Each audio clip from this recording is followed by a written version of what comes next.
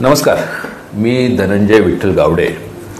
आज सर्वांसमोर यायचं कारण यासाठी आहे की महाराष्ट्र शासनाने नुसतंच एक राजपत्र प्रसिद्ध केलं आहे सूचना व जाहिरातीच्या अंतर्गत। हे राजपत्र प्रसिद्ध झाले 23 जानेवारी ते 29 जानेवारी दरम्यान आणि या राजपत्रामध्ये सूचना आणि हरकती मागवलेल्या आहेत। महाराष्ट्र प्रादेशिक व नगररचना अधिनियम 1966 37 अन्वये वसई विरार महापालिकेमधील क्षेत्रामधील काही आरक्षण जी आहेत ती शिफ्टिंगसाठी प्रस्तावित केले गेलेली आहेत। यामध्ये आचोळ्यातले जे साईट आरक्षण क्रमांक होते 450 आणि 451 डम्पिंग ग्राउंड आणि एसटीपी ते गाज गावामध्ये प्रस्तावित केलेले आहेत आणि इतरही जो स्पेशल डेव्हलपमेंट झोन जो आहे SDZ म्हणून तो देखील तिथे प्रस्तावित करायचा हे सूचनापत्र आहे। या सूचनापत्रामध्ये हरकत 1 महिन्याच्या आत तुमचे जे काही ऑब्जेक्शन सजेशन्स असतील या संदर्भात ती द्यायची होती। दुर्दैवाने आणि नेहमीप्रमाणे बिल्डर लॉबीची महापालिका असल्यामुळे आणि सध्या लोकनियुक्त लोकप्रतिनिधी कोणतेच नसल्यामुळे या प्रशासनाने सदरचं जे राजपत्र किंवा हे जे आहे सूचनापत्र हे लोकांपासून लपवून ठेवलं आहे। हे आम्हाला काल रात्री मिळालं। याच्यावर आज अभ्यास करून आम्ही ताबडतोब त्याच्यावरती सर्व जागरूक नागरिकांनी हरकत नोंदवावी असा प्रयत्न करतोय आणि म्हणून या व्हिडिओच्या माध्यमातून मला आपल्याला सांगायचं आहे की नालासोपारा पश्चिमेला एकूण 1550 एकरची जी शासकीय जमीन आहे, मग सॉल्ट पॅन असतील आणि त्यातले काही वॉटर बॉडीज असतील, या जागांवरती गासमध्ये सर्वे नंबर 411 आणि त्याच्या आजूबाजूच्या सर्वे नंबर अशा 27 एकर क्षेत्रावरती डम्पिंग ग्राउंड प्रस्तावित केलेलं आहे जे सोपारा गावाला लागून आहे। त्याच्याच बाजूला STP प्रस्तावित केलेलं आहे ते जवळजवळ 13 एकरचं आहे। आता कोणताही सुज्ञ नागरिक जर असेल आणि त्याला सांगितलं की गास गावामध्ये जर आपण डम्पिंग ग्राउंड 27 एकरचं करणार आहोत तर तो कोणताही नागरिक त्याला मनाई केल्याशिवाय राहणार नाही।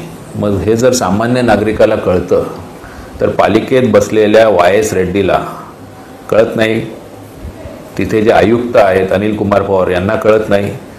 जेव्हा तुम्ही तिथे 27 एकरवरती डम्पिंग ग्राउंड बनवणार त्यातले विषारी पदार्थ जमिनीत झिरपत असतात, डम्पिंग ग्राउंडला सातत्याने आग लागत असते, पावसाळ्यात प्रचंड दुर्गंधी येते, आग लागल्यावर जो धूर निर्माण होतो याने संपूर्ण सोपारा आणि गाव जे आहे आणि बाजूला मला वाटतं हा सगळा प्रकार गिरीज आणि चुळण्यापर्यंत पण जाईल।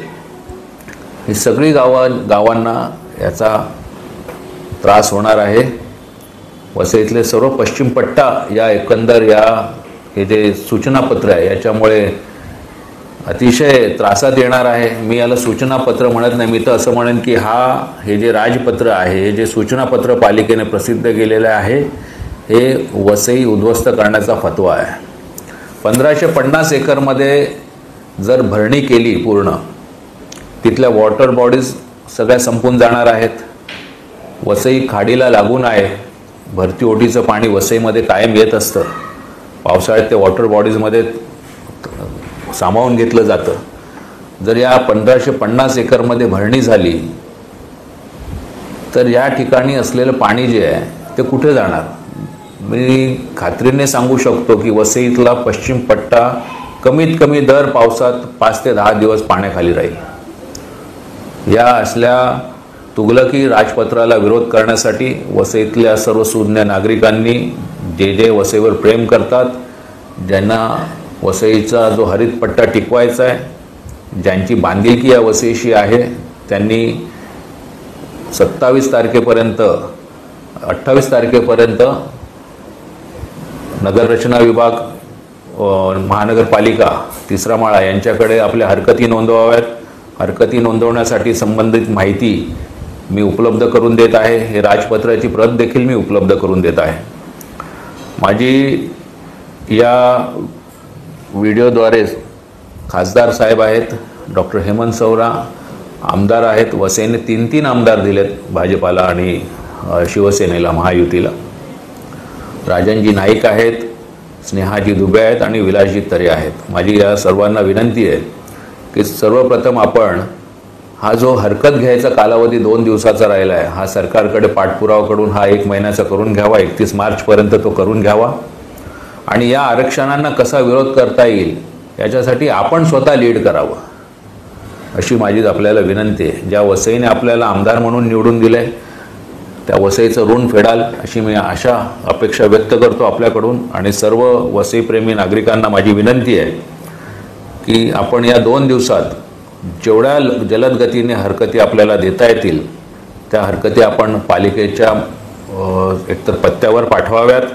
स्वतः त्या 2 दिवसात, किंवा आपण ती हरकत ईमेलद्वारा पण नोंदवू शकता. ही सर्व जी माहिती आहे मी आपल्याला या व्हिडिओमध्ये देत आहे. धन्यवाद.